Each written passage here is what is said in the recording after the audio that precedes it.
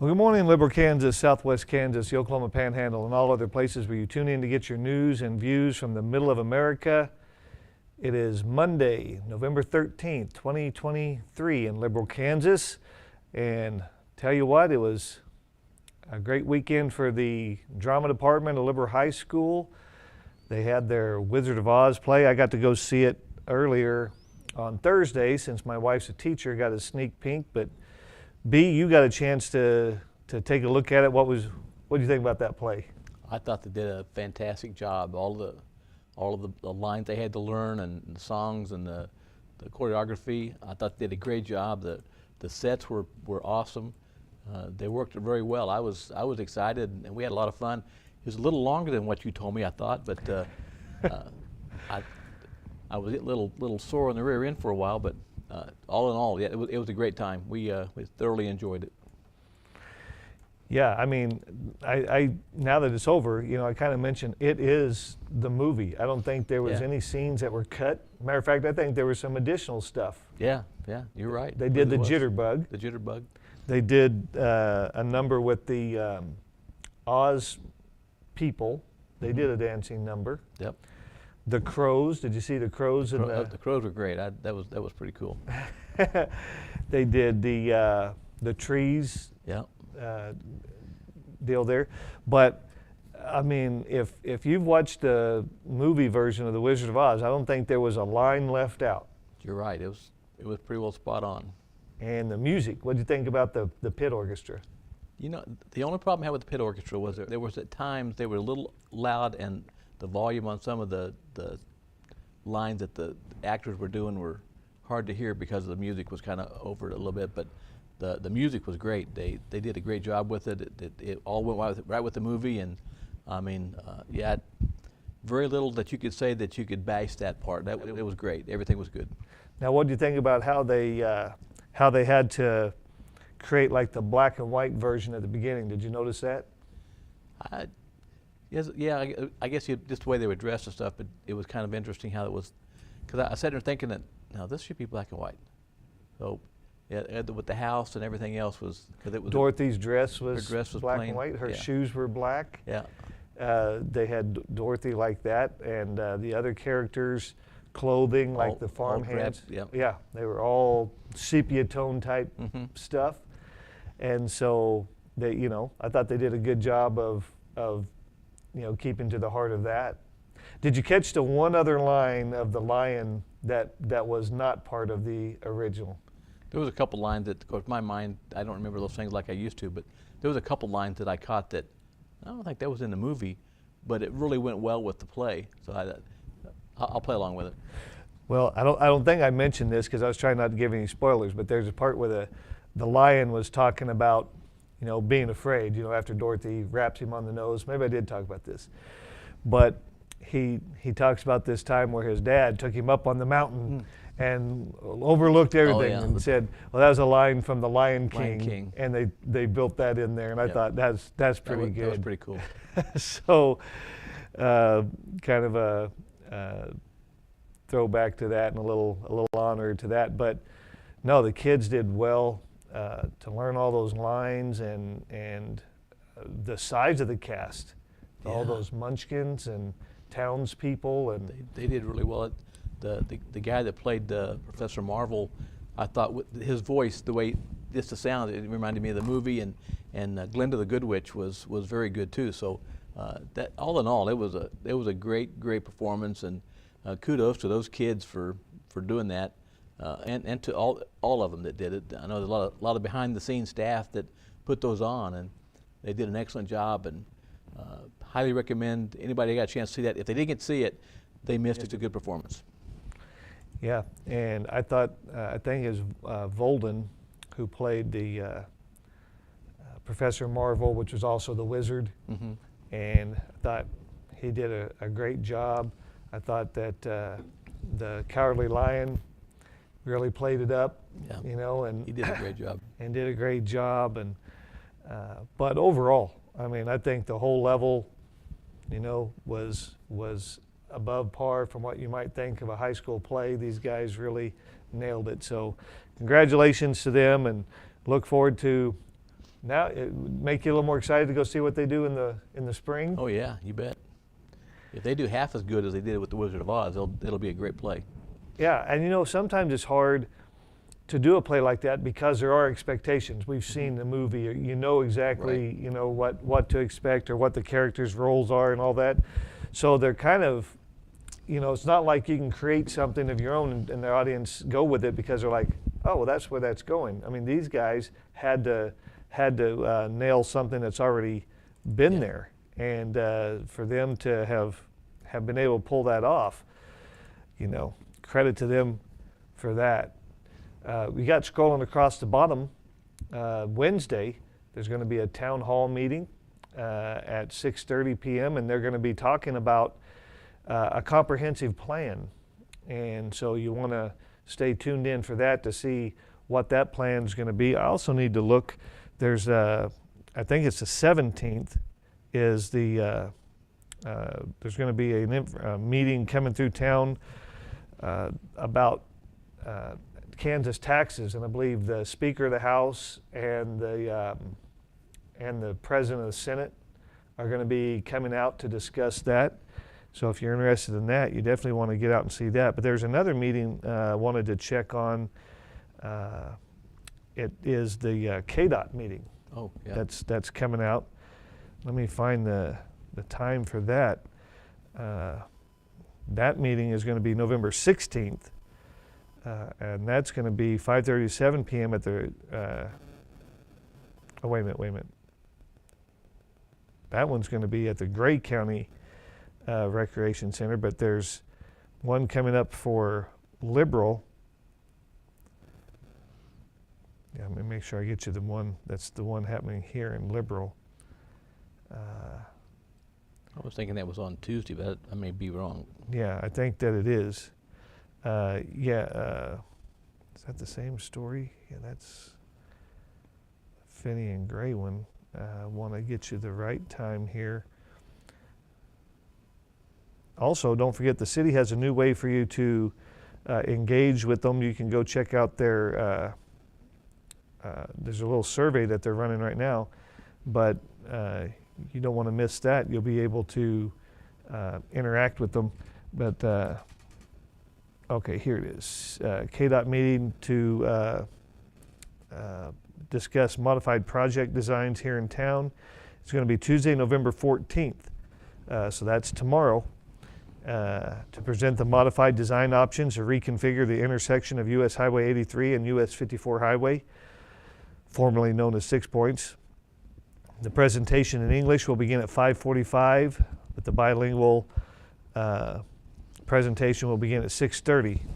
Both presentations will be at Seward County Community College, 1801 North Kansas, room SW229D, second floor above the cafeteria.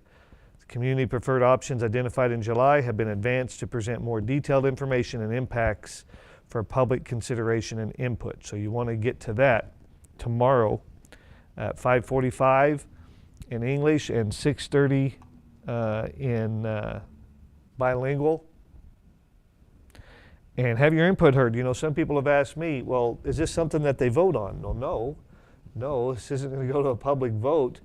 This is KDOT money, and we don't have authority to tell KDOT how to spend their money, but KDOT is doing us the courtesy of asking us. Right. And so if you have an opinion on that, they want to make sure they're doing, you know, the roads that work for the locals. So you want to get out there and have your input heard, and that's tomorrow. So, you know, tomorrow night you've got KDOT. Wednesday night you've got City Comprehensive Plan. So we've got some things going on here that, you know, you don't want to miss those. I'm sure there's more going on in this town that we don't know about. So Yeah, but those are two, I those are think, important major things. Yeah, to come out and have your voice heard. You know, Jim and I have talked a lot about 6 points and things like that, but what were your thoughts? What do you think was the best thing at to address the 6 points? Well, looking at all that I've looked at, I think the roundabout is a great option for the simple fact that it doesn't stop traffic. It keeps it flowing. You know, people that never used a roundabout, I hear a lot of complaints about them, but once you've used them and find out how they really operate, they're a lot easier to get around with, and especially with the traffic flow that goes out at 6 Points, it's crazy some days when you try to get, especially with rush hour from National Beef, or or quitting time at National Beef, and just the traffic we have out there, it gets kind of crazy. So the roundabout I did, to me, is the best. I think it's going to be the less disruptive of all of them, but that's my opinion, and we'll see what input comes from the city and what KDOT decides to do. But it should be interesting no matter which way they go. Well, something you mentioned right there I think would be good to see on a survey. I'd like to see, have you ever been in a roundabout, yes or no? Yeah. And then, do you prefer the roundabout, yes or no? Because I think it's unfair to say, no, I've never done one and I don't ever want to do one. I mean, if you've never been in a roundabout. Yeah, it's a whole lot different. Once you've experienced it, the flow of traffic and understanding how it goes, I think people just have a misconception. And I've been on small roundabouts and I've been on the huge roundabouts. We went to Colorado earlier in the year, this summer, and there's one out by Fort Collins. It's a big one. It's easy to get around. They're well marked. Just have to understand that once you get on it, you got to know where you're going to get off, because you can get around the circle a couple of times if you're not careful. So, but they're a great option for roadways in situations like that at 6 Points. So, I hope that people would at least take the chance and listen, and be open-minded about what a roundabout can do. Sure, and then they're also going to be talking about how the 4-lane coming into town. I feel really good that they're going to look at the southbound option to go around Garrettsville and around the salvage yards and around the landfill, and then tie back in without missing any businesses. Right. Coming back in right in front of National and swinging back. So when you get to Brown's Furniture and all of that business stuff right there, no one is bypassed, no one is skipped. You don't have to backtrack to come to any of that. You stay on the main trajectory and you're still good, because I feel like that's the best thing we can do, is disrupt as little as possible. True. And do that. So I'm looking forward to what they bring in tomorrow. And I've been kind of vocal about the comprehensive plan and that. What do you think that you'd like to see out of the city on a comprehensive plan?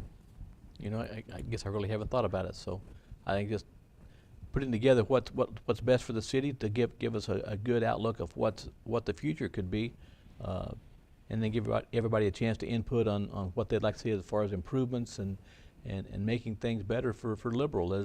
There's always options to make improvements. People have to come on board to follow it, but just everybody put their head together and make sure that what we're doing is going to improve the city and not make it worse. So. Yeah, and I don't think that I don't think the city staff or any group or organization intentionally would do anything that would make us worse or hold us back. But I think by getting us all together, we have a better opportunity to see what strength. I think of it back, if you remember the old story of the what they call it, the stone soup.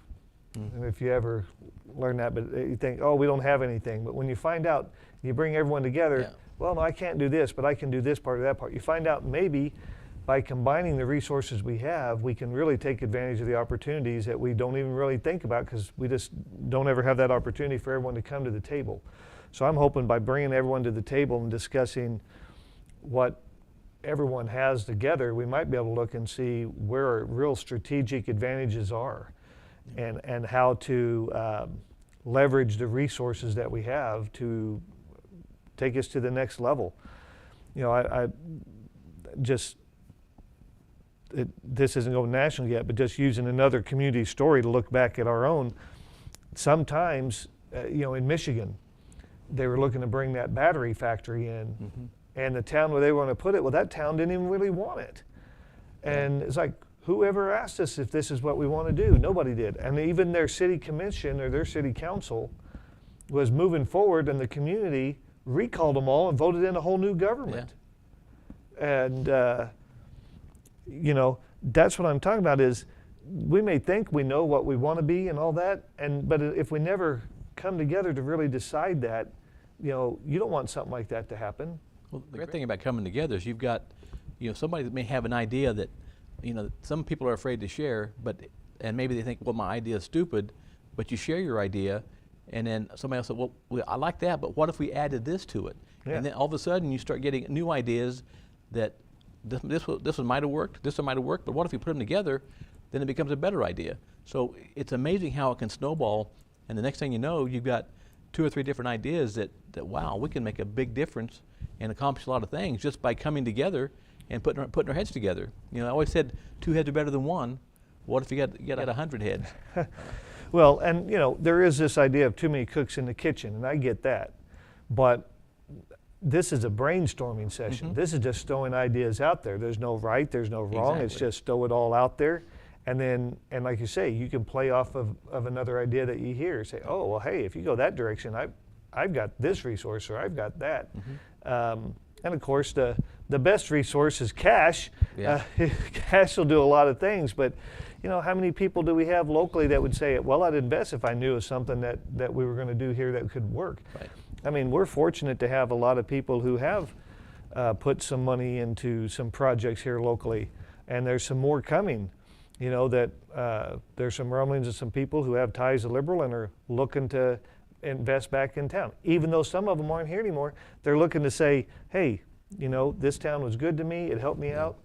When you look and people want to do comparison of Garden City, but you got to forget, or maybe people don't know, they've got a $1 billion benefactor there. I mean, do you know of a $1 billion benefactor we have right here saying, I'll put $1 billion to work for the community, or 100 million or 200 million? I mean, we may not have it in one person, but we may have it spread out among different people who'd say, yeah, I'd be glad to do that. I think you look at the college and look at some of the good ththings that's happened at the college. That's for sure. And why is that? Because there's been local benefactors who've been willing to invest in the college. Right. You look at the Sharp Champion Center, the Colvin investment for where the medical side of it is at. Way back before that, the Shank Humanities Building, right, and the Hobble Academic Building, and so forth. I mean, there's people who found something in town that they really wanted to see succeed, and they were able to privately invest in making that happen. Right. And even the hair salon and things like that, when JCPenney was here, they invested in that because they had a salon inside the store, and they needed to get people trained up and that kind of thing, and so they helped make that happen. So, now let's look at that community-wide and see what's out there that could help make Liberal a better place, and what investments and what our real opportunities are. I mean, I doubt that we're going to be building Harley Davidsons here. But maybe there's something in agriculture once people see across the lines and come together in the same room, of what can be accomplished. And one of the things I talked to some of the folks out at the college about, we can't do it because it's going on while we're doing this show, but when they do their business over breakfast, not only is a presentation something that's good, but just getting business people in the same room and they discuss things, and then they have that shared synergy where they can make things happen. Exactly. So it's just never harmful to bring everybody together, and so the city's going to start that process this Wednesday. So I look forward to that and seeing what the groundwork is laid for that and where that's going to go. And then we've got the highway that's coming in tomorrow. So those are 2 big meetings, and if you can make those, I'd suggest the public try to get to those and share their input on these. These are really long time coming plans. How long have we been talking about what to do at 6 Points? How long have we been talking about getting 4 lanes into Liberal? And then how long have we been talking about, what do we want to be when we grow up? And that's to me the comprehensive plan is going to help us with that. And the other thing that the city has done with that is they've reached out school and the county and college and said, come be a part of it. Exactly. There's a lot of great minds, coming up in our schools and in our college. And again, that's what makes our college truly a community college, because of the people that have gone through it. Like many have come back. and many have gone on to do great things because of the college. So it's nice to have that kind of community that we can have the education that we do have, and then share that over the years with others. So Liberal's got a lot going on, a lot to come, and still got a lot of chance to grow. And you know, we've got some transition going on at the USD 480 recently. Superintendent Todd Garter announced his resignation effective, you know, in June. So this will be his last school year that he's overseeing the district, and you know, just voted in 3 new school board members to go along with the 4 that are there. So now they've got the challenge of finding a new leader. Right. So, you know, if you were just coming on to the school board, you probably had ideas of, you know, let's get in there and let's look at the curriculum, or let's see how we're going to get graduation up. Let's see how we're going to get these grades up. We're having some challenges as far as how we're testing. Oh, but before we do any of that, now we got to find We got to find a new leader. a new leader at the top. So, if you were just elected the other night, what would your, you know, and then, oh, by the way, the superintendent's stepping down. Well, definitely a concern, you know, with the superintendent. But you do have, he's got people under him that work. So it's not a bad process, and you still have you got 6 months or better to find the right person to fill that role. You know, the main concern I would have as a school board member would be to get our scoring and our testing back up to where it should be, where we can be accredited once again. That would be my main goal of making sure that we have the best education process around. There's definitely room for improvement, and I think we got some good new members that are excited about that. I think we have some people on the board already that are excited to continue to what they're doing. So hopefully the future will be good. I now believe that it's headed in the right direction. Yeah, and you know, you look at the college with Brad Bennett. I think people are really pleased with the direction that he's going, and even those who are running said, hey, you know, I'm not running against what's going on. I feel good about what's going on. I want to be a part of it. Yeah. And maybe, you know, help direct where it continues to move. But I got to visit with John Engel. He was part of a panel on Friday at the college on veterans, and you know, the effect that being in war has on you, you know, and then they got to take this honor flight. Remember, we talked with Ed Poley here about the honor flight, but John Engel was just reelected, you know, second. Right. He was second in the votes, you know, and I think when the incumbents like that, 1, 2, 3, or no, he was third. Keeley was second. Yeah. Keeley was second. But the 1, 2, 3 on the incumbents, and then one newcomer in Kelly Hill, who's just a real popular local guy. I mean, people know him, and you know, he very strong supporter of Seward County Community College. So, you know, when those 3, you know, the top 3 are the ones on there, I think that's saying, I like the direction it's going. You know, want to keep it pretty much in form, and you know, once you get down to the 4th spot, anything can happen, and so yeah, there was one person, Kay Bertzloff came off, and Kelly Hill's going to take that spot. So same thing at the city. You know, you had 3 spots, and the 2 incumbents that ran were the top 2, and then the 3rd person comes in, the newcomer, to fill the spot because Chris Lindbroker chose not to run. Right. So, you know, that's pretty after we had some elections of change at the city in the past. We had 3 new commissioners at the county. Now we have kind of a stability at the college and at the city. So well, I think it says a lot about the city that we're going in the right direction as a college, that you retain those people that are on the boards already, and maybe add 1 or 2 wherever, just for having some new insight maybe. But I think the direction on both of them have been good. We've got good leadership in place at the city and the county and with the college. So and look at our school board. You know, you had Mike that stayed on. So but you had several were dropping off. So we had to have new ones. So I think the direction is there, And I think the people are in place to make that process work better and see just the continued growth and goodness that's going on in the city. And you know, with this momentum, I don't want to say a honeymoon period.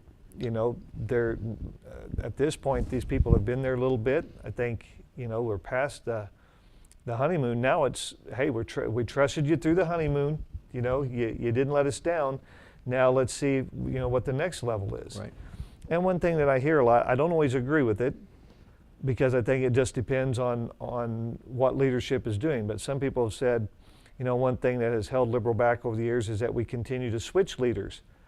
Well, I think if the leaders were doing the things that the people wanted, they wouldn't get switched out. Switched. That's right. I think it's taken a while to find some, maybe, Yeah. that the public is put their faith and credit in. That's true. And so maybe you will see stability as long as those people want to continue to serve. But I don't think you blame and say, well, liberals, maybe it's been in turmoil because we haven't done things like come up with a comprehensive plan, come up with a direction, and without a direction, the people just feel like, you know, what are we doing? Right. They don't know the plan. So I feel like there's this great opportunity here with this to create this stable feeling at the college, I think. And what have the city and the college done differently in the last few town hall meetings? Mm-hmm. Bring the public in. Let's talk about where we're going and how we want to get there. The county. So, you know, I hope, you know, for the school board, and I know it may seem like we've been critical of it because of the lack of those type of things. This is your chance. Exactly. This is a chance to, just had an election, got 3 new people. What a chance to bring in this and a new leader. So what a chance to bring in a new leader and to give them the opportunity to maybe establish this town hall thing like what we've seen in other places. Exactly. And maybe we'll talk to Jose, the mayor, about that a little bit, about what we've just been talking about was the stability we've seen at the city and the college, very strong elections for the incumbents, and one of the things that you guys both have been doing has been getting more public input and public involvement. And is that one not coming on? It's not. Maybe it got left on. We've never done that before. That never happens. So now that you're past election, you can't hurt anybody's feelings or anything like that. What do you think? How you look at what you guys have done at the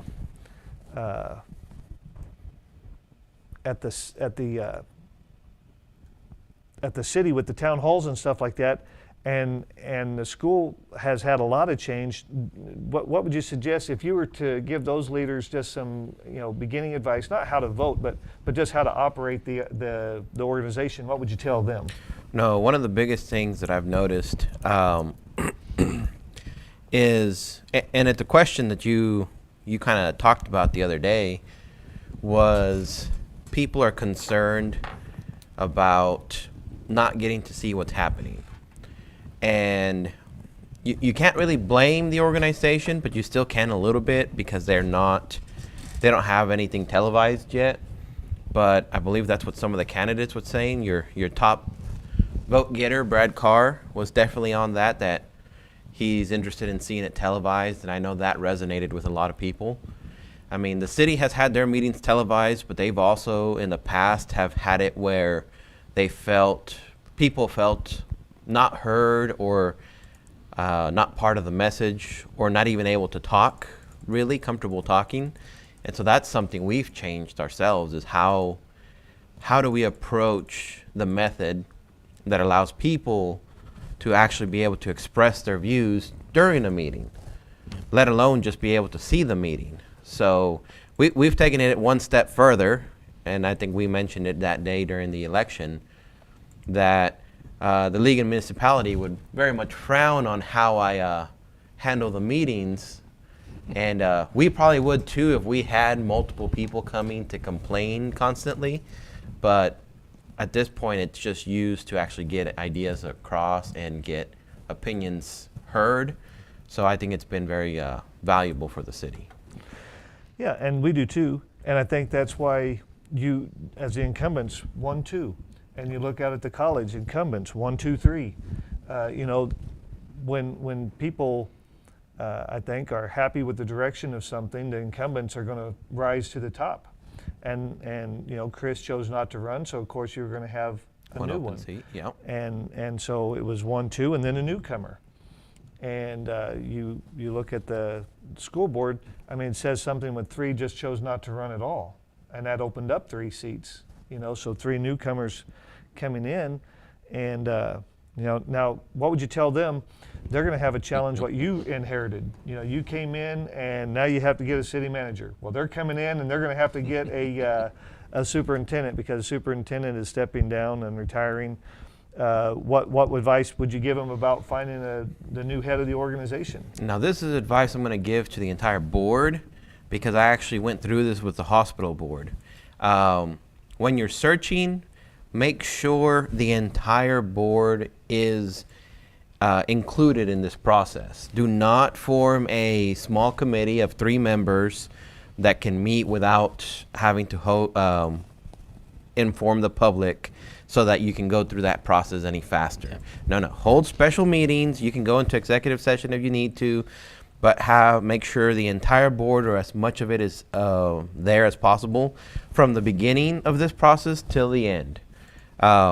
Because at this point, you will form divisions between your executive search committee and the rest of the board that is, you know, there might be a candidate in there that search committee did not like, that the rest of the board would have liked, but you would never know about it. So that's the only advice is be prepared to have multiple meetings on the search criteria and have the entire board present the entire time. That's how we did it with the city. We were meeting at least once a week, just in determining, do we close the search now? What do the candidates look like? What information did the search firm bring us? And then, yeah, we did that in about a month's time. And even though it was quick, I think it went well. And one thing that we'll mention that the school district is a little different than the city, the county, is you're dealing with minors. And so obviously we understand, you know, we're not going to expose kids or anything like that or their individual situations. But a lot of times the discussions aren't necessarily about that, they're about curriculum, which is just about what's being taught in class. Or, you know, the flex mod scheduling is another thing that's been discussed recently at the high school. You're talking about the overall performance of the district. You know, one thing that's different for them, and think if you guys had to be judged by this, but they do get graded. I mean, how those kids are scoring on tests, we all can find, not in an individual kid, but we can find out district-wide, how are we doing? And how are we comparing to other districts? And so, and we have some unique challenges here for sure, but you can't, you got to play the game that's dealt you, and this is what we have, so we can't just use that as an excuse not to succeed. I mean, we have a high migrant population, but are you telling me those kids can't learn? I don't believe that. I believe every kid can learn and succeed in the classroom, and so you know, how do you differentiate, you know, the boards that you've been on and serving on the city versus the unique challenges of a school board? Well, the first thing I would say is I'd never run for school board. But secondary, I mean, they do have, and we face it slightly different in trying to address different issues that people have, whether it's how we even do the water bill because certain IDs that people will bring or cannot have. But at the end of the day, we still have to address it as a community. So the school board definitely has that issue to deal with. But I believe there's a lot of programs in place currently that are kind of addressing a lot of what they're doing. And that was actually one of the conversations we had during the meeting last week where the Southwest Kansas Coalition met. This was the Dodge City, Garden City, and Liberal met here in Liberal. And one of the conversations we had was state funding. Where are we lobbying the correct way for our area? Are we saying here, we'll apply for this grant, but we have to meet these criteria. And both in economic development and in school funding, you seem to have an invert of, yeah, if you have all these check marks, we're going to give you money. But if you're missing just one, you don't qualify.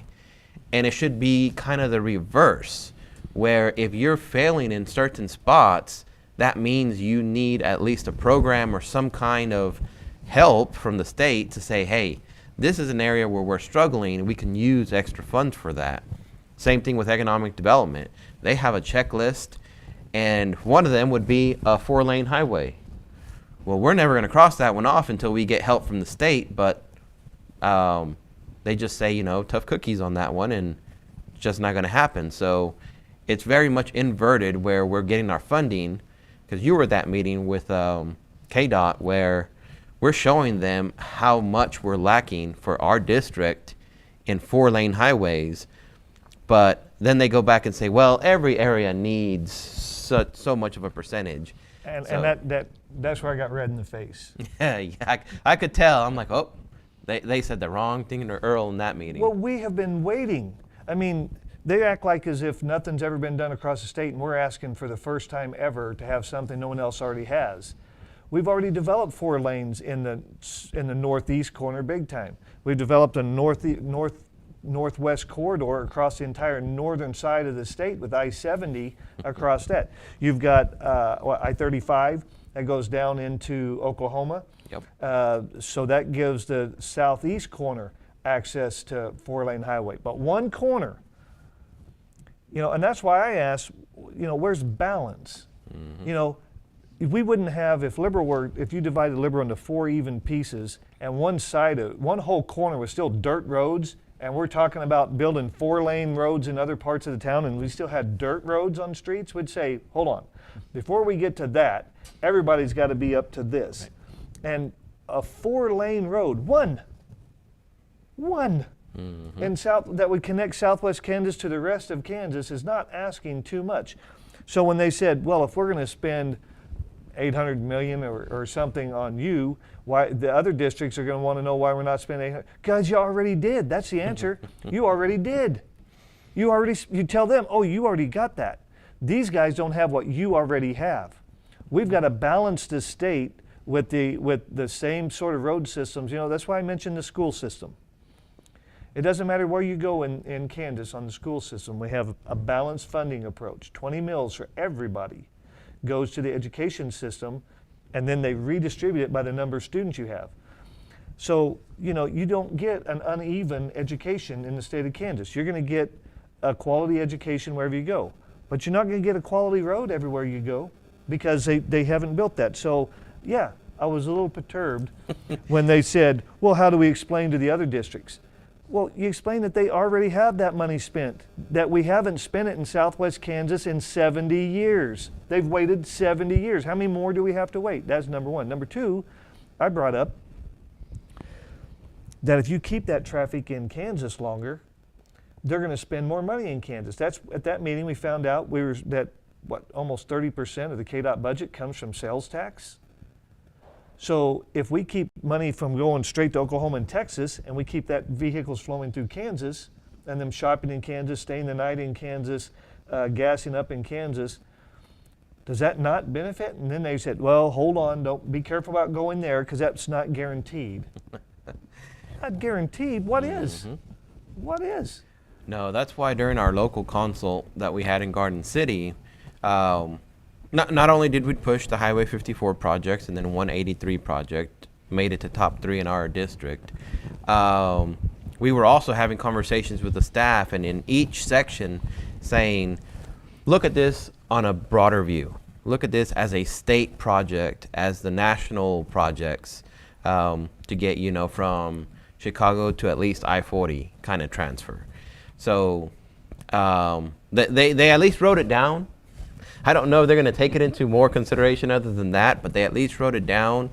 And I think our message was at least loud enough and clear enough throughout all the different groups that they should take that into real consideration.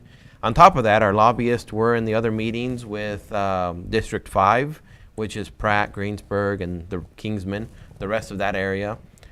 And they also got Highway 54 projects listed at the top.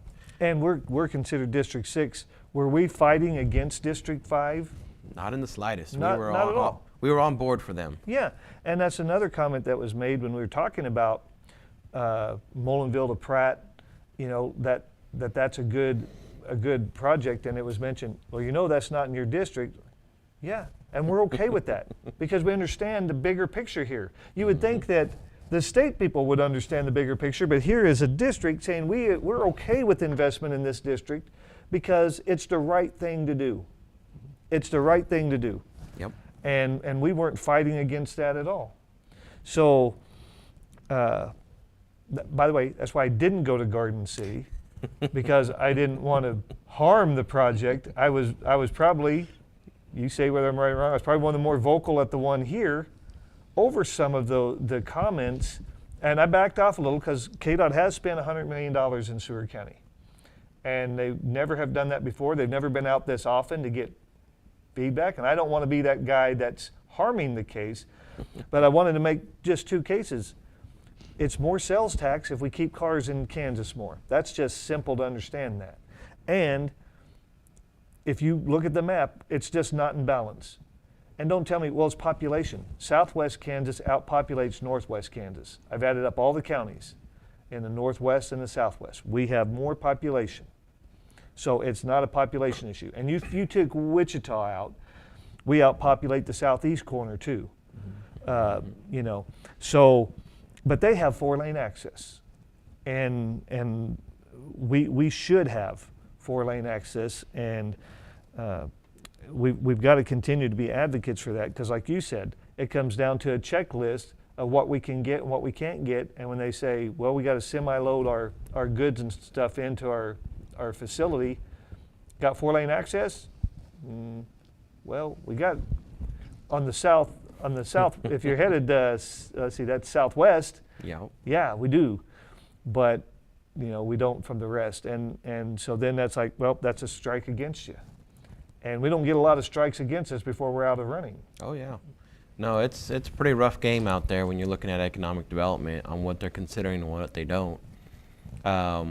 Luckily, a lot of the different things we were looking at in the past, including the base grants, the fact that Western Kansas receives so few of them, has gotten the state to now really reconsider how they're giving out some of these projects, because I mean, just so much of it goes to northeast Kansas and Sedgwick County.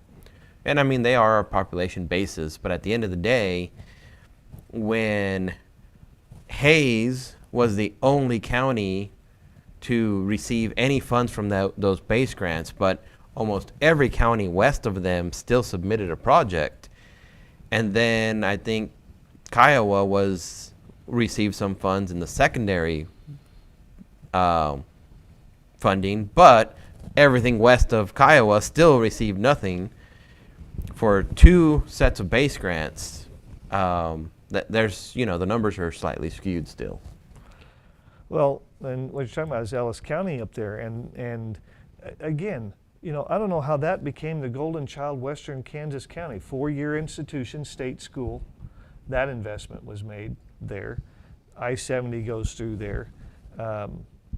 And look, I'm for this roundabout, but I think there's places in Hays where they went overboard on the roundabouts. You know, it looks like a snake ate some quail eggs in there. It's just, but you know, we've talked about the highways, but what about 4-year education? Why is Southwest Kansas also completely ignored academically to not have a state university every other corner? Pittsburgh State, Emporia State, Kansas, Kansas State, Wichita State, Fort Hays State. There's 7, Washburn is the other region school, 7 state region schools, and nowhere near Southwest Kansas. Mm-hmm. I've brought it up a few times. I get laughed at every once in a while. I think the last person I spoke to was one of the federal senators, and him and his staff kind of laughed and said, well, you'll be lucky if some of them don't close. And in my mind, I'm like, well, that's fine. Close 2 of the ones on the other side of the state and still open 1 here. But you know, there's only so much they're willing to work with us still, and as long as we have a constant message, that's what's going to finally get through to different people. Because there's, and I see it just on the local level. I know there's a lot of things that make sense, but we can't do, and so as those levels get higher, that number increases. But then at the end of the day, things will get done, because you know that other motto we continue to use, the squeaky wheel gets the grease. So if we keep saying as a group, this is what we're interested in, year after year after year, eventually some of the people who haven't been listening will, or they'll just be gone out of the process, and then the new people will be hearing this message from the beginning. Well, and so you say a consistent message. Here's how I package it: 4x4. 4 lanes of highway, 4 years of education. You know, that ought to be our chant. And look, I'm willing to work with Garden and Dodge. Nothing says it has to be one campus. No one's asking, to come out here and build some brand new something or other. But to say, let's invest in Garden, Dodge, and Liberal, and Seward, Garden, and Dodge community colleges, and maybe business degrees are at this campus. Maybe education degrees, because we need teachers, are at this campus. Maybe, the nursing and other things are at this campus. And now we keep adding a program here and there so that the kids in Garden and Dodge could come here for certain programs. Kids in Liberal and Garden could go to Dodge for certain programs. Or, it's a whole lot easier to have an hour-and-a-half drive or an hour drive than a 4-hour drive or 3-hour drive to Hayes. Or, a lot of our kids have to go out of state to Panhandle State because that's the next nearest 4-year option. Mm-hmm. How is it that Oklahoma could make an investment in a state university in literally no man's land, a mile or two from Texas, and Kansas can't put anything in an entire quarter of their state for roads or for education? And I'm a proud Kansan. I love being a Kansan. We do a lot of things right in Kansas. But man, what's it like to live in the neighborhood that gets ignored by the state? And we've helped, we've supported, I believe, in the investments around Kansas City. That's a great hub. It's a great urban area. Yeah, we got to have development up there. NASCAR on the Kansas side, I was all for that when they used the lottery money. How many times have you bought a lottery ticket and not won, but you helped build the Kansas Motor Speedway or other things? That's okay. Not against those kind of things. But then where's the give back? Where's the reciprocation of just putting our dollars back where we can? When we were rolling in it with the oil and gas back in the 60s, 70s, 80s, that money flowed to Topeka like oil. It just flowed in, but it trickled back. Mm-hmm. And they used a lot of that money to make improvements on the east side, northeast in particular. And we didn't fuss about that. But now we don't have the oil and gas. So we got to use other things to develop our economies, and the biggest that we need is a road. It is. So you guys have a lobbyist. Now the city's added that. What do you think it's going to take to convince the other side? I mean, Shannon is our local representative is actually the chairman of the Transportation Committee. What else can we do? Which has helped quite a bit, and we will definitely continue to work with him. But it works the same way as anything else. The only difference is they can actually talk to each other, but that doesn't really help a lot in this process. So imagine that you go and you speak to one of the commissioners out of the 5 that you have, and you want something done, but you only speak to one because he's your neighbor, or he's the closest. Well, he can only talk to one more, but at the end of the day, he still can't get your process through unless all 5 or at least 3 agree on this. Right. So that's the biggest thing, is we have to help him to make sure you're talking to different representatives, different senators. The lobbyists will be doing the same and organizing different groups, having different cities do the same thing with their representatives and senators. And that's basically the moral of that story is we need to help him with his own colleagues there to make sure that this message is getting across to all the different communities that benefit from it. And so you guys just had your election. Now you know what to look forward to. You know it's going to be pretty stable. 4 of the 5 of you are the same, and the other one was stepping down anyway, so you got Landry coming in. But now you're on the other side of the election. How does that help you? I mean, I know sometimes you say, well, we have to wait until the election to know where we're going and things like that. Now we've waited. Now we're on the other side. So what does this do for you guys now on moving forward?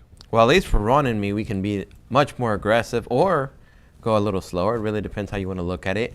In reality, though, I think we'll be more aggressive trying to get more things done. That being said, you now have 2 more commissioners who are coming up for re-election in 2 years who might say, hey, hold up on some of that. Okay. So we'll see how that goes. We haven't even had a meeting yet, but for me, it definitely, I'm looking on the bright side because I was listening to the show before I got here. And you were talking about kind of that discussion about we don't have the stability. We need the right people in place longer term. And you're not wrong that some of them might have been replaced because some things were not getting done. But at this point, now I'll at least have 6 years to focus on this. And like I mentioned before, out of all the commission, I think I've gone to at least 95% of the events that we get invited to, if not, but at least 100% of the events that a commissioner has shown up to. That has to do with state projects, that has to do with our local consults. You name it, I've probably gone to it, whether it's the Mayor's Association, whether it's the League of Municipalities. I'll be the one making sure to go to Topeka when we need to.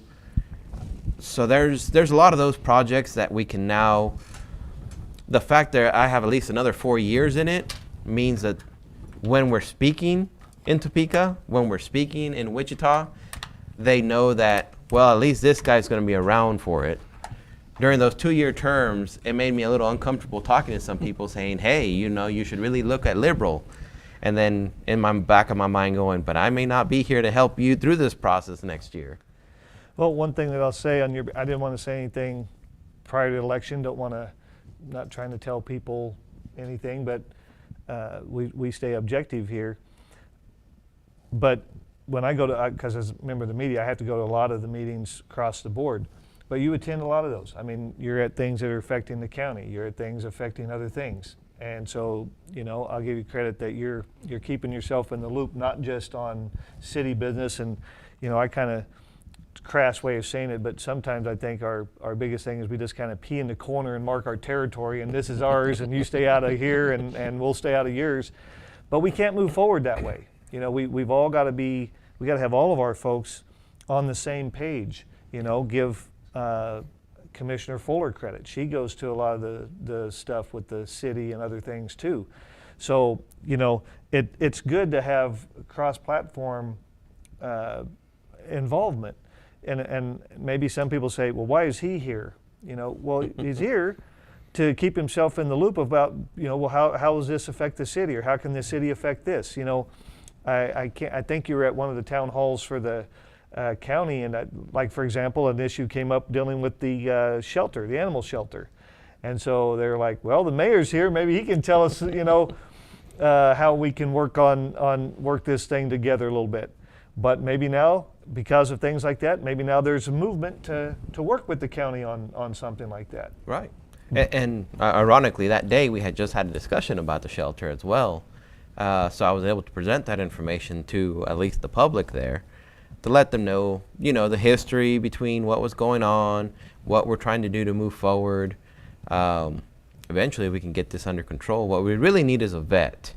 If we can get a vet, so we can spay and neuter them ourselves, even at our cost, I think that solves a lot of our problem. But this is where I'll go to the public and say, if you can find us a vet, it's not going to be free. We're willing to pay. They don't have to volunteer their time. We can definitely get a lot more done between the county and the city. And even if it was just certain days of the year, I'd love to trap in my neighborhood is becoming cat central. But if we could catch some of those and get them spayed or neutered, what Angels for Animals talks about is kind of a catch and release, because you put them back out there, but now they can't add to the population. But they'll hold their spot in the community, which will prevent other cats coming in, but they can't reproduce. So that'll hold the population from growing. But man, this was let's just say it's a fertile summer in my neighborhood. Kittens everywhere, and but you know, and we actually had 1 or 2 spayed at our expense. But you look at the cost of that per animal, you know, and you know, one family can't be responsible to spay and neuter every cat in the neighborhood. But if there was a day or something where they said, okay, you know, if you can schedule an appointment on this day, whatever you can bring in, that's, you know, in the community, we can get that done. I think that would benefit the community overall. And also, you know, like what the county was talking about, there's not a lot of people who have animals out in the county that's a problem, but when someone in the city is tired of a dog or a cat, what do? Go drop it off in the county. Drive out and put it on a dirt road. What a cruel thing to do, by the way, but they do it. And now you've got animals from the county, and they bring to the shelter, and they say, hey, I found this on the dirt road, and they say, well, that's county, so we can't take that animal. Where'd the animal originate? You know, and so you've got that. So have you guys been able to work on some of that? We're still working on it. We did get the van. We are definitely moving animals to either Denver or Wichita. So that's a process that's going, but we still stay close to capacity. And Yeah. I think capacity is almost 50 or more animals. So we stay at capacity. And hopefully, you know, those are the kind of discussions, but how do we even get into those discussions? Well, there were town halls where those kind of things come up. There's joint meetings going on between the city and the county. Sometimes maybe people aren't aware of some of the meetings, but they're publicized, you know, that public is made aware when you guys come together. But do you feel like now we're on the backside of the election, what do you want to see as far as how those relationships are going? You want to, you know, you guys have a joint economic plan. You have, you know, issues like this with the shelter. There's other issues, maintenance, things like that. Where you think you're at? Where do you want to see it move? Well, I'm still hopeful between our relationship, because we have been working together even with communications now. Yep. I do attend many of the county commission meetings just so that I could be there and get the information in person. But if I'm not in person, I do watch them online. It's still the benefit of technology nowadays. So because there could be times where they bring up an issue during their meeting that is very important for the city, but we won't know anything about it till either it gets presented to us in our meetings or something happens like that. The first space grant issue, and this was right after the election, my first year in, the city had received an invitation to join the county for that base grant conversation, but that went to the city manager's email at that time, and he was out on vacation that week. So we had no communication on that part. So I had to go in and I spoke with April, and then I spoke with Alicia, and then got the invitation sent to the right people. That was on Tuesday, and then on Thursday we had the meeting as a joint group. So that's no longer an issue. Communication actually happens now, but that's what we were dealing with in the past. That the invites were sent, but if the wrong person received it, we were not meeting together. So that's no longer an issue, at least. And that's what we want to hope, Shane. So we'll give you the last word here. Now that you're on past the election, you know, you don't have to, I'd say, I don't want to say tippy-toe, but you don't have to, you know, play the politician role of you know, what you may say before an election that could have any effect or anything. Is there anything now you feel like past election you can clear the air, kind of move forward, ready to go? No, for the most part, I don't play politician very well, ironically, even though I'm probably the most active of our local politicians, other than the state ones, of course. No. By the way, no politician thinks that they're a politician. So- But I listen to your answers. You're a politician, but you may play the role that I'm not a politician, but it's still a politician. The reason why is because I say things I shouldn't. So I've been chastised by politicians for saying that, and I'm like, well, I don't care. I'm going to say what I believe and what I think is the truth, at least. And if it's not, please correct me. But on the flip side is I've been in campaign mode for 3 years, so that's just the way I am now. So I have to just be, this is who I am. I don't make promises that we can't complete, because at the end of the day, you're going to hold me accountable one way or the other. So we're definitely moving forward. I guess that's another little update on the overpass. We have signed with UP, Union Pacific, the reimbursement clause that we need, because it's important to mention, not only do we have to ask them for permission, they also have a list of tests that need to be done and studies, and they're the only ones who can do it, and we have to pay them for it. So any cost that they incur while they're doing this, we have to reimburse them. So we are moving forward on that, and we do have I believe, a signed document on that, if not going to be signed soon, to continue to move forward on those projects. Now, take UP, for example. They have to maintain the at-grade crossings, like at Pershing. Mm-hmm. But if you go over it, that will kill that crossing. You won't have that crossing anymore because you'll go over it. Right. So that's going to save them a bunch of money too. And that's part of the grants, is that they are at-grade crossing closing grants, basically, is the one that we're applying for.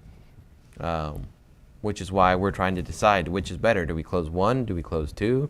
Do they want us to close three? What do they need to send us the funds to allow us to do this project? And that's the other problem. Everything has a string attached, so you have to weigh your options. See, that's where the politician comes in. Yep. And which options are we willing to accept? Which ones do we say that's a bridge too far? Where does it go? And that's a political decision. Yeah, it is, and you do have to know how to play the politics some too, because these are state and federal grants and issues, and at the end of the day, that nice logical sense doesn't always play a role with the way they do their business, and it's just something we have to deal with, whether we like it or not. So if you're going to be one, you might as well try to be the best one you can be, right? Exactly. Yes, but I will continue to say I'll be an honest one. I like the openness and the transparency that we're working toward. We do too, and I think the public rewarded you for that in this last election when the top incumbents, both at the city and the college, gets reelected like that. I think that says we like the direction that these organizations are moving right now. Mm-hmm. So, you'll know when they don't. Exactly. The same We'll hear it. The same way. But right now, but I think the reason you had some of that off is by having these meetings. Yeah. When you bring the public to the table, that I've always said this could be the easiest job if you're just willing to listen. I think what gets a problem, like what happened in Michigan, I don't know if you caught that part of the show, but remember that battery, that Chinese battery company that was going to come to Michigan. The town where it was going to go said, we don't want it. No one ever asked us. But their commissioners said, no, we're signing off the forms, we're going to do this. They recalled all of them and voted in new ones. And it's like, that doesn't have to happen if they just listen from the beginning. And we all know if liberal, for example, and we had a similar thing in the past, I don't know if you remember, the confined hog operations. That was going to come, basically Seaboard was going to be in Seward County. Mm-hmm. But the public forced it to a vote and said no because of water. They were the people who were against it really made a strong case about the water usage. And so that vote, no, they didn't do it. I'm on the side of wherever the people are, that's not the wrong decision because the people get to make it. Now, if the other side didn't make a good enough case, on no, it wasn't going to straddle the water, then you got to make that case. If the other side said, look at this, 1,000, 1,500, 2,000 jobs, you got to make that case. But the public said, look, water's going to be an issue out here. We got to be careful with what we do. But that's similar to what happened in Michigan. But I say, if you just hold town hall meetings like you guys are doing and say, what do you guys think? How do you feel about this? Then you kind of know, because you like to say, this is not my phrase, I'll use your phrase, at the end of the day, who do you represent? Mm-hmm. The voters. The voters are the ones who are going to decide who sits in those chairs. Yeah. And as long as you're listening to them, you can't fail, because you just implement that. But how do you keep them informed, and how do you keep them to know what's happening? Well, this is a platform you use. You use other ones too. This isn't the only one you do, but using them all is, I think, what's really helped the public feel comfort with where you guys are and what you're doing, and are willing to give you guys the keys to keep driving it forward and see where we go next. So I said this one before, give you the last word. Where are we going? How do, maybe give us a little preview Wednesday. We're going to have a meeting Wednesday. Wednesday's going to be the best time to be there. And where are we doing this at? It's going to be at the Commission Chambers at the Rec Center. I think it's 950 East Grant, if you're going to put it in your GPS.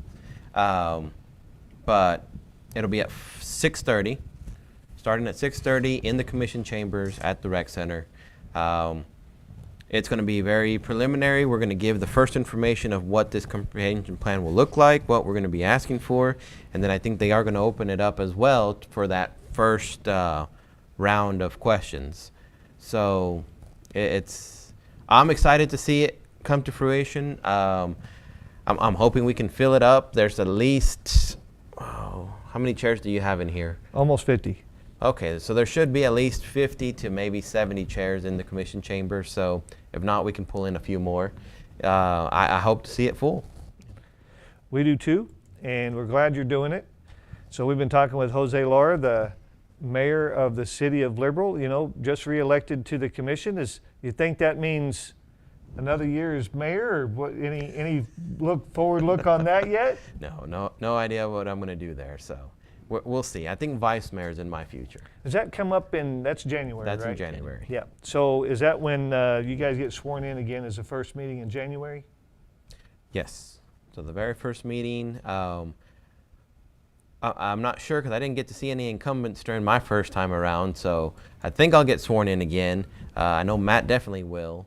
So maybe I it's think going to the be process, the three of us. you'll get sworn in again, but the process is the current commission opens the meeting, and then there's the swearing in, and then there's the one switch. That'll be Chris's last meeting, and it'll be the first meeting for Matt Landry, the same meeting. That's kind of how you'll gavel it in, and then you'll step down and take the new oath of office again, and then you guys will go right into your the first act will be to reorganize, Right. and nominate mayor, and then fill that, and then vice mayor, and then you go on with your meeting. But that's kind of the process that you guys go through, and so at least you kind of know what to look forward to with that. We're appreciative as a community that these meetings are allowing us to come in and participate as where we're going to go and maybe how we're going to get there. So I'm excited about it. We appreciate you doing it. We've been talking with Mayor Jose Lara, and we've got some more news and views we're going to bring to you. All off the bone ribs, dripping with our signature barbecue sauce. Tender pulled pork and brisket smoked to perfection. All served with family recipe home-style sides. It's all waiting for you at the Brick House Barbecue and Brew. Open 7 days a week, your barbecue appetite can be satisfied anytime for lunch or dinner. Brick House serves full dinners, combos, sandwiches, and take-home packs. Enjoy a variety of brews on tap or a mixed drink, shaken, not stirred. Give your taste buds a treat at Brick House Barbecue and Brew, 24 East 2nd Street in Liberal. Like us on Facebook and see our full menu at brickhouselk.com.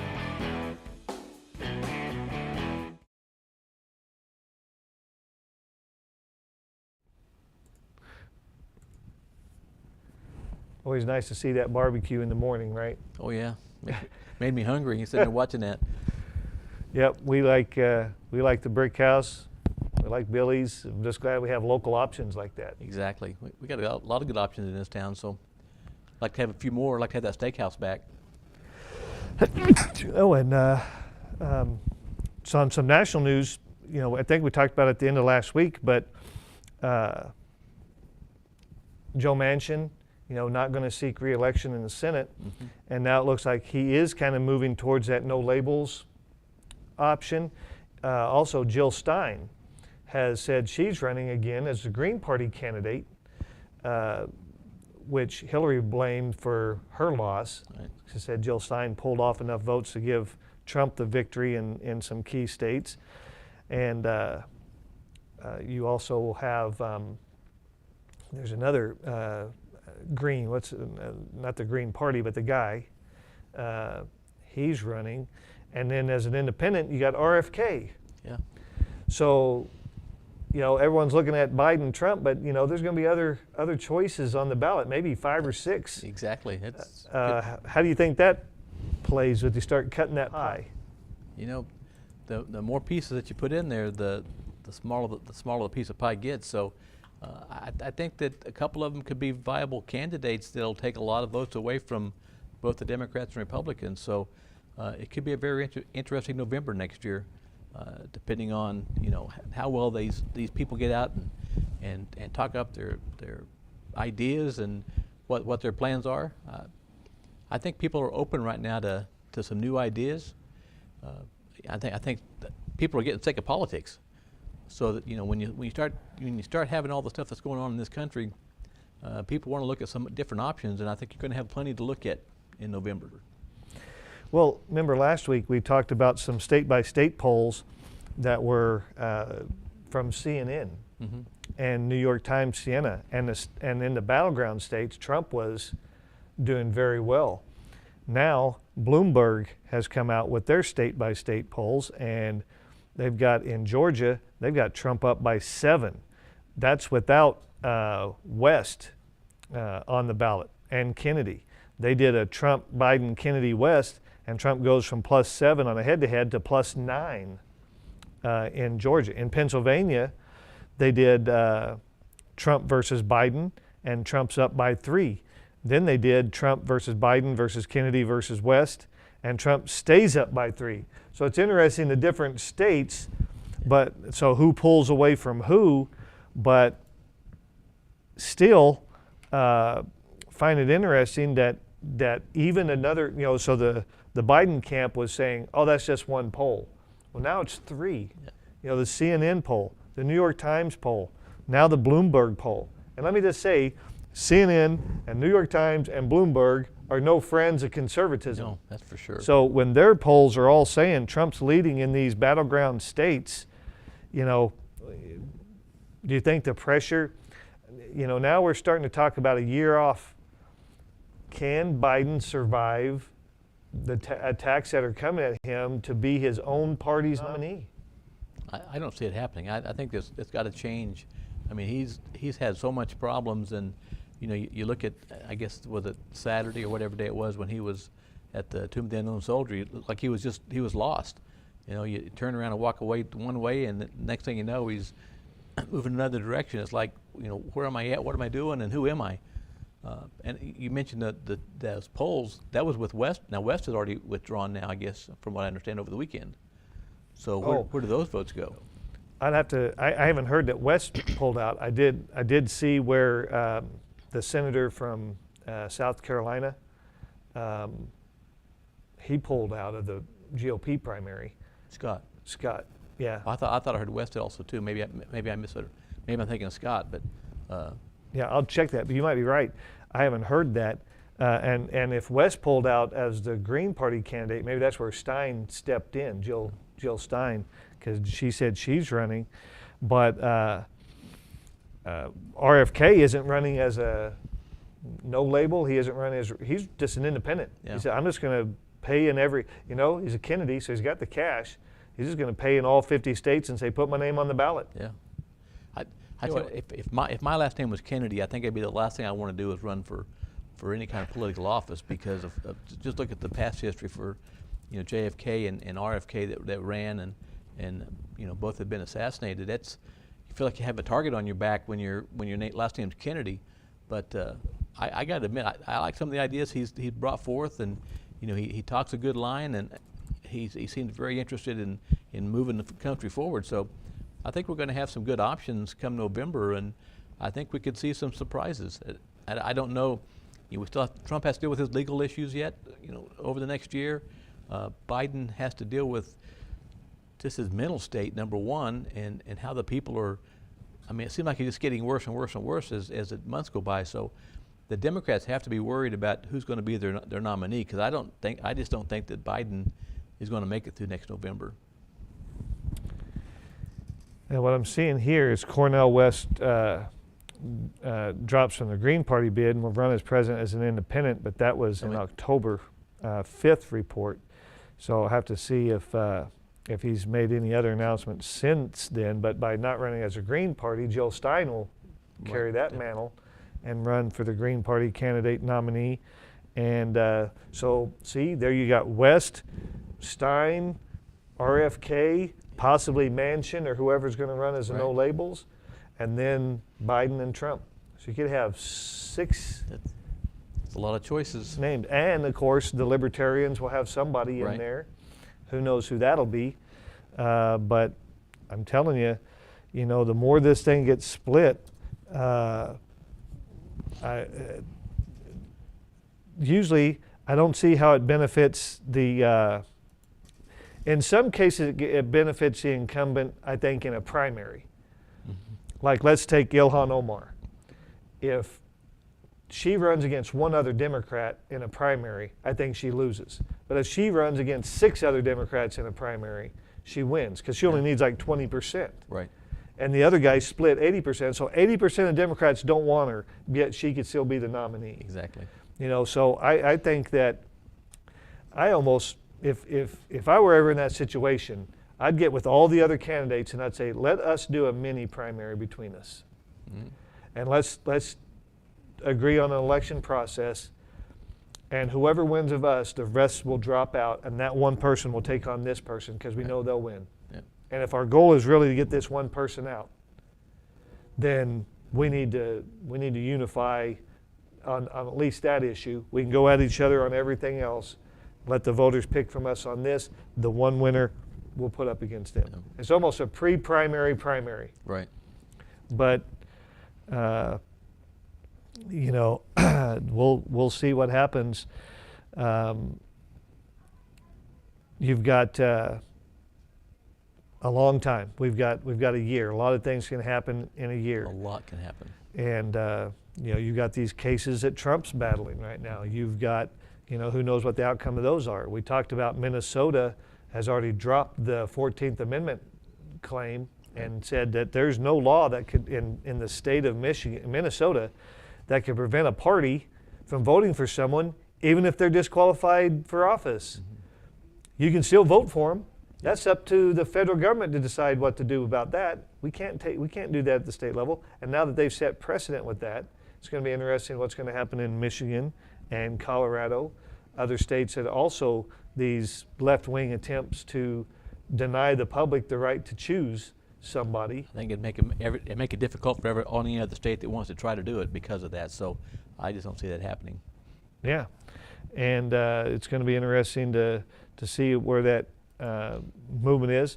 Looking at what's happening in Israel this weekend, the Israel Defense Force has announced that Gaza is no longer under the control of Hamas, that they have basically, be under military rule for right now, that they have enough places and positions where they control the strip. But that doesn't mean they're done with Hamas. Right. I think they're on day 37, day 38 of this deal. And so they're still got to go in and clear it out of the Hamas threat. They've still got to find those hostages that have not been released yet. And, they've got that maze of tunnels underneath there that they've spent the last basically 15 years building once Israel turned Gaza over to the Palestinians, said, "You want an area? Here, that's your area. Do what." And now, then you hear people say, "Well, it's a open air prison." Well, it's like, what are you talking about? You can get on you have a coastline.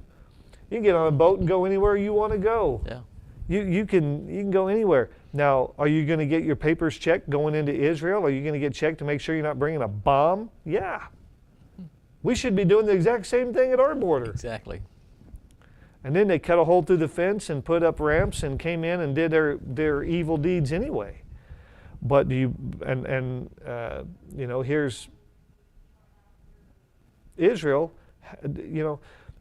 I heard this over the weekend too. One of the Israeli government representatives saying, no one has to be as cautious and careful on conducting a military operation on the planet like Israel does.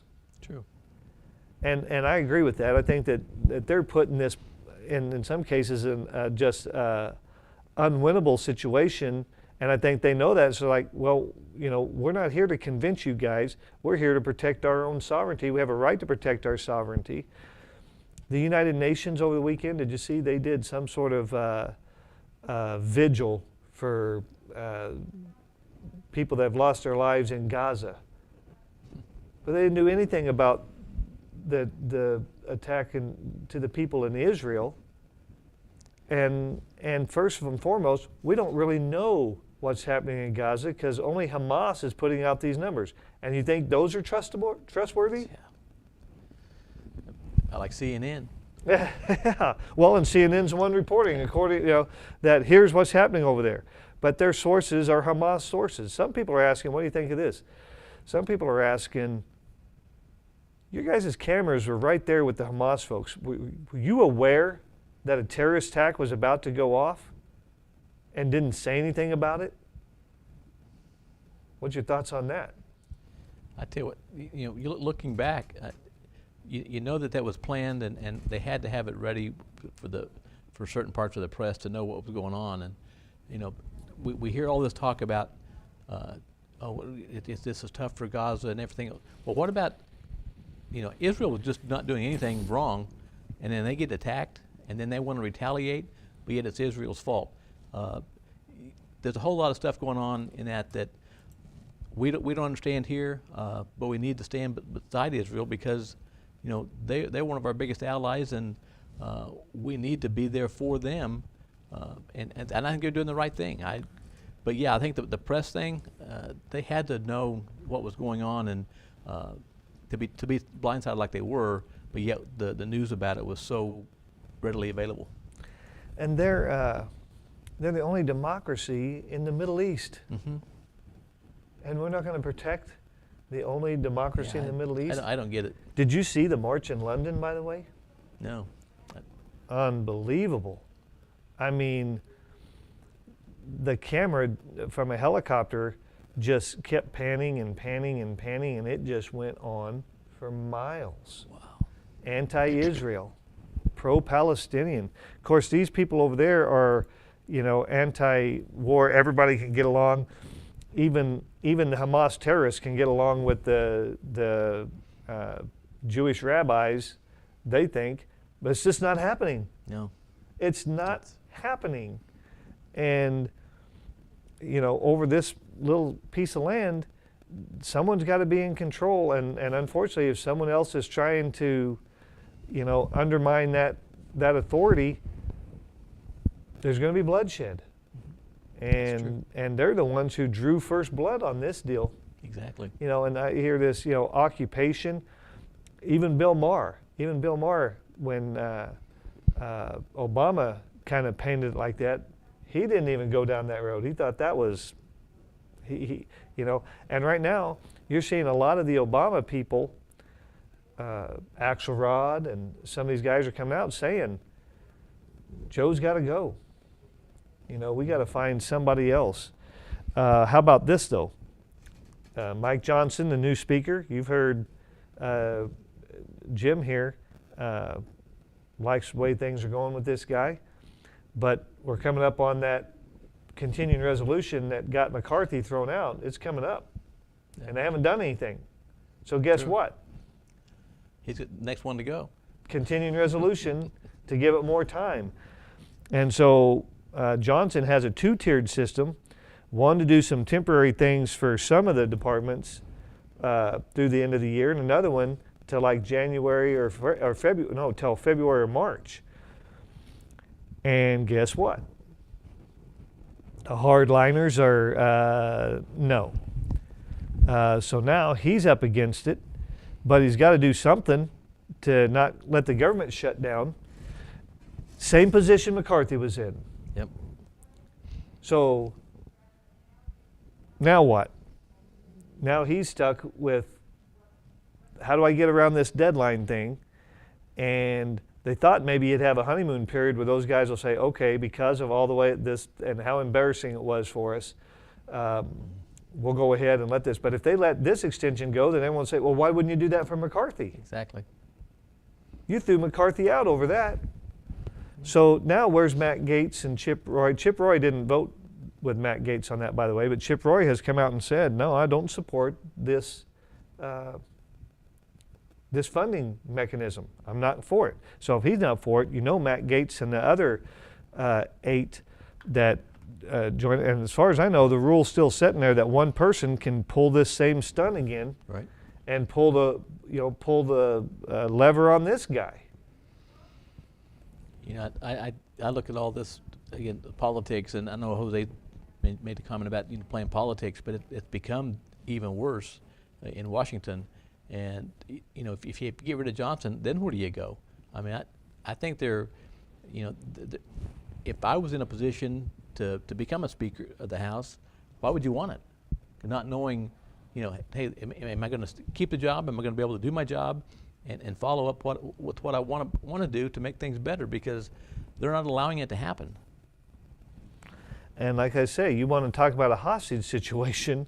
It's happening in the House right now with these 6 or 7 or 8. They know that they can just get the Democrats. They can just switch over and vote with the Democrats and kill, anything that the vast majority of Republicans, want to do right now. Even if it's, look, we got to do something just temporarily. Now, I was against. I said I would be for the one extension that McCarthy did.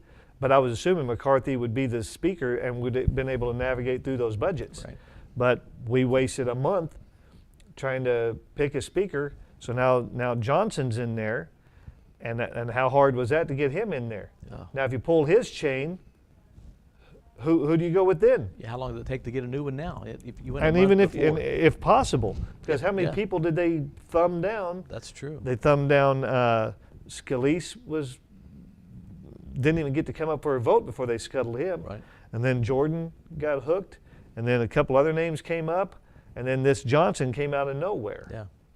Yeah. And so, gosh, like you said, who wants that job when you have to satisfy these extremist far right ones? And look, both sides have their extremists. Oh yeah. No question about it.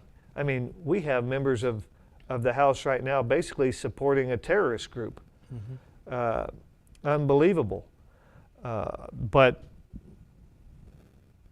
Johnson, how hard it took to get him in there, and now you didn't give him any time. This time's running out. He's got to do something. Yeah. And he's trying to do it the easiest, I mean, not easy as far as like just easy pass, but just get by with the basic minimums until they can do something and get these things put together. And that could get scuttled. Yeah. So, I can't wait till Jim comes back tomorrow, to see where he's at, because we know where he's at on continuing resolutions. Yeah, he loves those. But where are they going to go with this now? Because this guy just got in there, and is he going to get a chance? Is he going to get a chance to lead? Or are they going to say nope? And why won't one of them jump in? Why won't one of them jump in if they're so dead set? We've got all the answers. Why isn't Matt Gaetz putting his name out there? That's one thing I don't understand about all this. You got those guys that they bring all this forward. Why don't they step up and say, hey, I can get us through this. I can lead this. So, but they're not doing it. So what does that tell you? They're not ready for it. I'm looking here. Larry White says, some of us can tell you what it's like to have a neighborhood neglected in town for decades and never get an explanation why. And I feel for you, Larry. I have family that lived in the northeast corner of Liberal, but y'all have paved roads.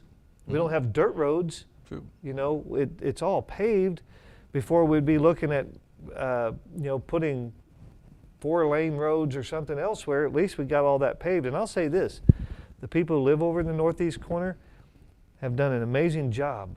If you go through there, drive through some of those streets, there's been a lot of houses that have been renovated. Yeah, that's true. And I drove through some other neighborhoods, Larry, and I was disappointed. Neighborhoods I remember as a kid, and I don't drive down every street of Liberal every day, so it's been a while for some, and I went over to some other neighborhoods like, what happened over here? What happened? That's one thing that I noticed delivering Meals on Wheels is the fact that going through some of the communities that I grew up in, the Liberal I grew up in is totally different than what it is now. And neighborhoods that were really nice are now run down. And like you said, the northeast section, I look at houses over there, it's like, wow, that's pretty amazing compared to what it was back when I grew up. So I think Liberal has done a lot of things good. We've done some things that aren't so good. But all in all, Liberal is a much better place than a lot of communities I've been through in the last 20, 25 years. So we're at least we're going in the right direction. We're just not getting there fast enough. Yeah, and another improvement that's been made on the northeast corner is at Mahurin Park. They've added on a couple more basketball courts over there. It's got a fence around it. It also has lights so they can play at night. I was driving by there not too long ago, and it was in the evening. It was even kind of cool, and yet basketball courts were still full of kids playing ball. And what else would you want them doing? Out doing something they shouldn't be doing, or they're at the park playing ball. I was so glad that that's available. That's a great facility over there. It really is. And so seeing them do that was that's great. But people on their own dime, getting their houses all squared away and doing that, I'm kind of impressed with what's happening in the northeast side and the pride in that community. And like I said, there's some other neighborhoods, and I won't throw anybody under the bus here, but before Larry Kuchel passed away, he came in and said, let's go for a ride, Earl. I'm going to show you some things. And he took me in. We went out and we looked around town, and we saw some places that, and we're like, well, what's going on in this neighborhood? I mean, houses that hadn't been painted in a long, long time, and then they're starting to see some wood decay and yards that are just completely given up on. It's a shame to see that in some of the neighborhoods in town that were really nice neighborhoods where you knew, hey, these people take care of it over here, and so it's unfortunate. But hopefully, Larry, people are really focusing on over there. And I know the big project that I think we need to look at in the northeast corner will eventually be how to get Can Creek covered. Mm-hmm. And I know it's not going to be cheap, but eventually we need to just see that on a plan. True. Even if it's going to happen little by little, somehow, that's got to be covered, and I think that'll be a big help over there. Plus, Larry, you guys at the church over there in the northeast corner, I'm glad you guys have got that going and reaching the people that way over in the northeast corner. Yep. So congratulations, you guys, for doing that. Step by step, we got to just keep taking steps. Yep, got to move forward and keep moving this community down the road, and do that. So, well, we don't want to leave you today without giving you your Squeaky Clean Car Wash weather report. Today's going to be sunny with a high near 67, west-northwest wind 5 to 14 miles per hour, becoming south-southeast in the afternoon. Tonight, clear with a low around 37, south-southeast wind 10 to 13 miles per hour. Tuesday is going to be sunny with a high near 69, Wednesday 71, Thursday 76, Friday 64, Saturday 69, and next Sunday, chance of showers 66. I think I also heard Friday They're going to be doing, remember they were going to do that night in the park and it got rained out? Yeah, I think this Friday is going to be the makeup date. I think you're right. And so watch for that. Maybe tomorrow we'll have some more information on that for you. That's something else going on this week. Yep. So Tuesday KDOT, Wednesday City Comprehensive Plan, Friday night in the park. So a lot of things happening here in Liberal. We'll try to keep you in the loop. We'll bring you some more information about it tomorrow morning at 7:30. Until then, this is Earl with the Leader in Times with B. Simon saying, when you live in Liberal, Or how about Hooker, Oklahoma? there's no place like home.